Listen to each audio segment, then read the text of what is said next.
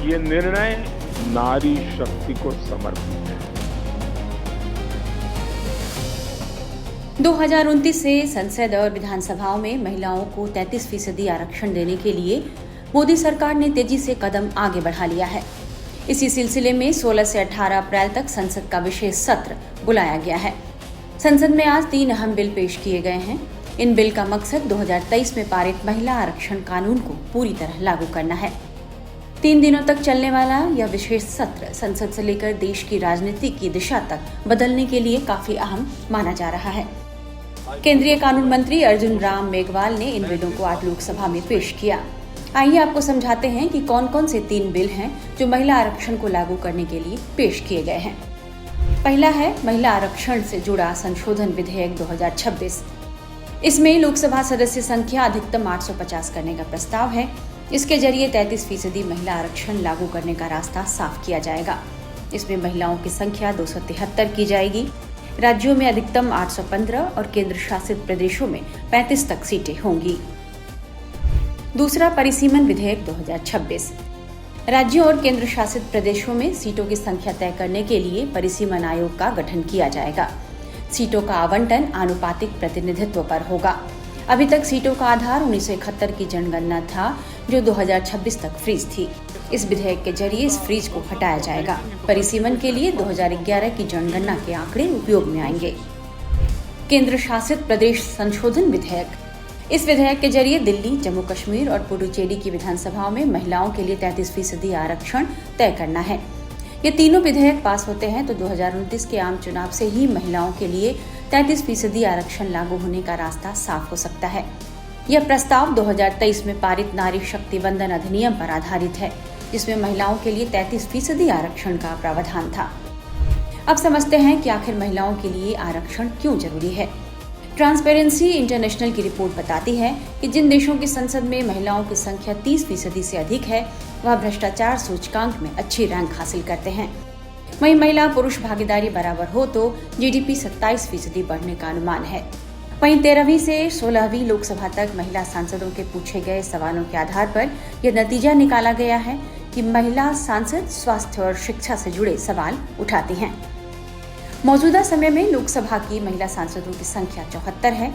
यह कुल सदन संख्या का लगभग 13.6% है। पहली लोकसभा यानी 1952 में कुल 24 महिला सांसद ही थी। उस समय महिला प्रतिनिधित्व केवल 4.4% ही था। लोकसभा में इस मुद्दे पर 16 और 17 अप्रैल को चर्चा होगी, जिसके बाद वोटिंग कराई जाएगी। महिला आरक्षण बिल पर लोकसभा में कुल 18 घंटे चर्चा के लिए तय किए गए हैं। लोकसभा के बाद 18 अप्रैल को राज्यसभा में इस बिल पर चर्चा और वोटिंग होगी। बीजेपी सांसद रवि किशन हमारे साथ है बात करने के लिए। रवि किशन जी, महिलाओं के लिए बड़ा दिन, लेकिन विपक्षी पार्टी कहती है कि ये तो ठग रही है बीजेपी। सत्ता में आने के लिए तमिलनाडु और पश्चिम बंगाल का चुनाव है, इसलिए टाइमिंग पर सवाल उठा रहे हैं। नहीं, ये जनता ये पूछ रही, इन लोग जमीन पर उतरे तब ना। अब कल जौनपुर थे, परसों जौनपुर थे, कल गोरखपुर थे। जब हजारों महिलाएं सड़क पर खुशी से आई हैं, मोदी सरकार को धन्यवाद दे रही कि बिल अभी तक क्यों नहीं आया, क्यों अभी तक इसको पेपरों में दबा के रखा गया। देखिए, जान लीजिए बात, ये भाजपा की राजनीति नहीं है, ये भाजपा के संस्कार हैं। ये आवाज मोदी जी ने जो इस देश की सबसे बड़ी पंचायत में, अब महिला अपने अधिकार के लिए दरवाजे दरवाजे नहीं ढूंढ जाएगी। अब अपना कानून, अरे विपक्ष को छोड़िए, विपक्ष कह रही है खिलाफ में वोट करेंगे, आप लोग को चाहिए 2/3। अरे जो भी कर लें, एक बात बताएं, महिलाओं की आवाज है, देश की महिलाएं प्रसन्न है और मोदी जी ने बता दिया है कि उन्होंने जो जो घोषणा पत्र में कहा था वो सारी बातें हो रही हैं। महिलाओं को शक्ति, सशक्तिकरण, और ये नए भारत की पहचान है और ये भाजपा के संस्कार है। और ये देखिएगा, इसी को राष्ट्रनीति करके हम लोग विकसित भारत में बढ़ेंगे। जब महिलाएं कह रहे हैं उस पर क्या कहिएगा? उनको बोलिए, भैया आप लोग के घर की महिलाएं अब राजनीति करेंगी, आप लोग सब छुट्टी पे जाइए। बीजेपी सांसद बासुरी स्वराज हमारे साथ है बात करने के लिए। बासुरी जी, बड़ा दिन आधी आबादी के लिए नहीं बल्कि पूरे देश के लिए, देश की राजनीति बदलती है अगर ये बिल पास हो जाता है। अमेंडमेंट ये बिल है महिला आरक्षण का, लेकिन जिस तरह से विपक्ष सवाल उठा रहा है, अखिलेश यादव कहते हैं ये काला बिल है, फाड़ दो इसे। क्या कहेंगे? सबसे पहले तो इस देश की एक बेटी से दूसरी बेटी को अग्रिम बधाई। और आप भी जानती हैं कि आज का दिन ऐतिहासिक दिन है। विपक्ष के जितने भी साथी विरोध कर रहे हैं उन सबसे मैं अनुरोध करूंगी कि मातृशक्ति के आक्रोश का पात्र मत बनिए, आशीर्वाद का पात्र बनिए, राजनीतिक स्वार्थ से ऊपर उठिए, राजनीति में जो विचारधारा की भिन्नता है उससे ऊपर उठकर इस जन कल्याणकारी रिफॉर्म के पीछे लगिए और इसको सर्वसम्मति से पारित करिए। सवाल विपक्ष इस बात पर उठा रही है, एक तो टाइमिंग पर कि तमिलनाडु और पश्चिम बंगाल का चुनाव है तो आधी आबादी जो है उसका वोट चाहिए बीजेपी को, क्यों नहीं सर्वदलीय बैठक की? परिसीमन जैसे बड़े बिल को इसमें लाया जा रहा है, कह रहे हैं हम तो खिलाफ में वोट करेंगे। देखिए, मैं विपक्ष के साथियों को याद कराना चाहूँ, सबसे पहले तो परिसीमन भारतीय जनता पार्टी की का कोई प्रपंच नहीं है, कोई कंस्पिरेसी नहीं है, कॉन्स्टिट्यूशनल मैकेनिज्म है। और आप अगर बिल देखेंगे तो बिल के प्रावधानों में हर राज्य का जो हक है उसको बरकरार करा है, उसको सुरक्षित रखा गया है। सीटों की बढ़ोतरी जरूरी है ताकि नारी शक्ति वंदन अधिनियम का इम्प्लीमेंटेशन इफेक्टिवली हो सके।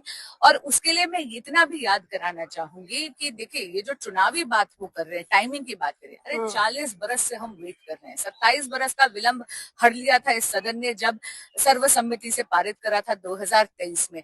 अब समय आ गया है वचन पूर्ति का। देश में जब तक कि एक राष्ट्र एक चुनाव जैसा रिफॉर्म नहीं आएगा तो भारत में तो चुनाव का साइकिल हमेशा ही चलता रहता है। यही समय है, सही समय है। कह रहे हैं विपक्ष, क्योंकि विपक्ष लगातार सवाल उठा रहा है, विपक्ष कह रहा है कि 543 सीटों पर कर दीजिए ना महिला आरक्षण, 33% दीजिए और 2029 में लागू कर दीजिए। 543 सीट्स जो है वो 1971 के पॉपुलेशन सेंसस को रिफ्लेक्ट करता है, जब देश की जनसंख्या केवल 51.8 करोड़ थी। आज 3 गुनी हो गई है। We are a nation of 140 crore. हम नहीं चाहते कि महिला आरक्षण should be just a lip service. जो एक्चुअल पॉपुलेशन है उसको इसमें परिलक्षित करने के लिए जो सबसे क्रेडिबल सेंसस है 2011 का, उसको बेस बनाया जा रहा है। एक अंतिम स्वराज आपसे मैं पूछना चाहूंगी, बांसुरी, महिलाओं के लिए क्या कहना चाहेंगे? क्योंकि आज महिलाएं महिलाओं को सुन रही है, पुरुष कहीं ना कहीं जो है वो बाधा डाल रहे हैं, क्या कहेंगी महिलाओं के लिए? आधी आबादी पूरा हक। चलिए, धन्यवाद। Ranjeeta Jha, Times Now Navbharat, Delhi. Zero हमने इन्वेंट किया, हमने बताया दुनिया को, जहां योग है वहां रोग नहीं। सबसे पुरानी सभ्यता है हमारी।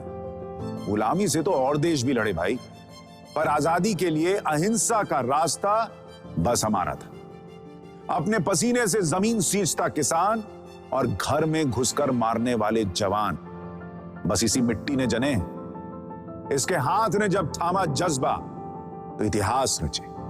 कदम बढ़ाए तो चांद का वो हिस्सा चूमा भाई जहां कोई कभी नहीं पहुंचा। आज पूरी दुनिया में शान से लहरा रहा है तिरंगा, और इसके पीछे है गर्व से भरी अनगिनत कहानियां जो लिखी जा चुकी हैं और लिखी जा रही हैं, जिन्हें मैं सुनाऊंगा राष्ट्रगर्व रोज शाम 6:25 पर।